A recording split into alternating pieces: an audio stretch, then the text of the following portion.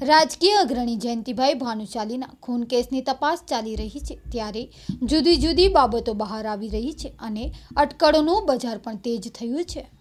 સરહદી કચ્છ જિલ્લાના અબડાસાના પૂર્વ ધારાસભ્ય અને ભાજપના પૂર્વ પ્રદેશ ઉપાધ્યક્ષ જયંતિભાઈ ભાનુશાળીની ચાલુ ટ્રેનમાં ગોળી મારીને હત્યા કરાઈ હતી।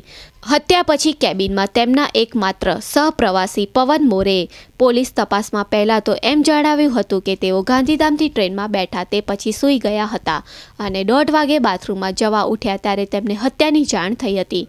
જોકે ટ્રેનમાં ચેન પુલિંગ 12:55 વાગે થયું હોવાથી પોલીસ સ્પષ્ટપણે માનતી હતી કે હત્યારાઓએ ભાગી જવા માટે ચેન પુલિંગ કર્યું હશે। આથી પોલીસે આઈ કાર્ડ ચેક કરવા માંગતા મોરેએ મોબાઈલમાં તેમનું આધાર કાર્ડ બતાવ્યું હતું।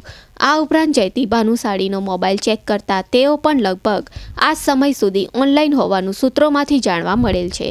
આ અંગે સવાલ પૂછવામાં આવતા મોરેએ કબૂલી લીધું હતું કે હત્યારા આવ્યા ત્યારે પોતે અને જયંતિ ભાનુશાળી બંને જાગતા હતા અને વાતો કરતા હતા। હત્યારા ઘૂસ્યા તે પછી તેમણે જયંતિ ભાનુશાળી સાથે વાત પણ કરી હતી અને જ્યારે હત્યારાઓએ તમંચો કાઢી ફાયરિંગ કર્યું ત્યારે માથે ચાદર ઓઢી લીધી હતી। મોરેના જણાવ્યા મુજબ હત્યારા જયંતિ ભાનુશાળીને ઓળખતા હતા અને તેમની જોડે કચ્છી ભાષામાં વાત પણ કરી હતી।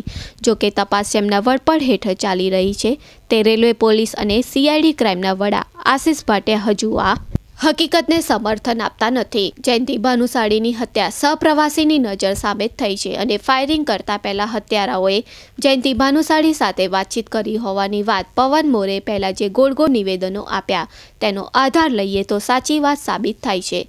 પોલીસ આ વાત સ્વીકારતી નથી એટલે હત્યારાના સ્કેચ બનાવ્યા હોવાની વાત પણ જાહેર કરાતી નથી, પણ આધારભૂત સૂત્રોની વાત સાચી માનીએ તો આજે નહીં તો કાલે પણ આ સ્કેચના આધારે જ હત્યારા પકડાશે।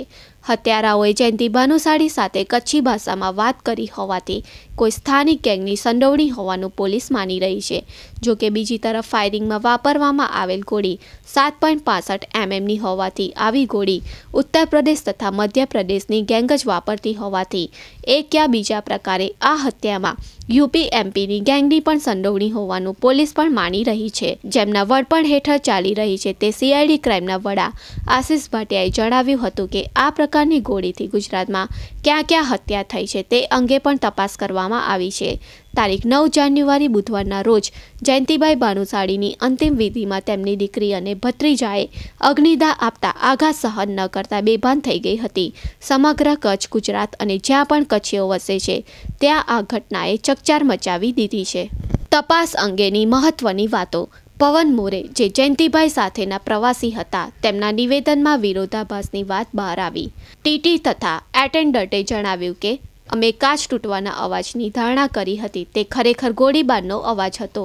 અમદાવાદમાં જયંતિ ભાનુશાળીના જમીન અંગેના કારોબાર તથા જોડાયેલ લોકો સંદર્ભે પોલીસે તપાસ શરૂ કરી। ગાંધીધામમાં જયંતિભાઈ ભાનુશાળીએ કોને મળવા બોલાવ્યા હતા તે અંગે પણ તપાસ ચાલુ છે। સાથી પ્રવાસી રેલવેના TT તથા કોચ એટેન્ડન્ટને સાથે રાખી ઘટનાનું રિકન્સ્ટ્રક્શન કરાયું। જયંતિભાઈનો મોબાઈલ ફોન ગુમ થયાની ચર્ચા પણ સપાટી ઉપર આવી। પવન મોરેને હત્યારાઓએ કોઈ પણ ઈજા વગર કેમ છોડી દીધો? સામાન્ય રીતે તે ગુનો નજરે જોયેલ વ્યક્તિને ગુનેગારો જીવતા રાખતા નથી। આ બાબતે પણ પોલીસ ઊંડાણપૂર્વક તપાસ ચલાવે છે।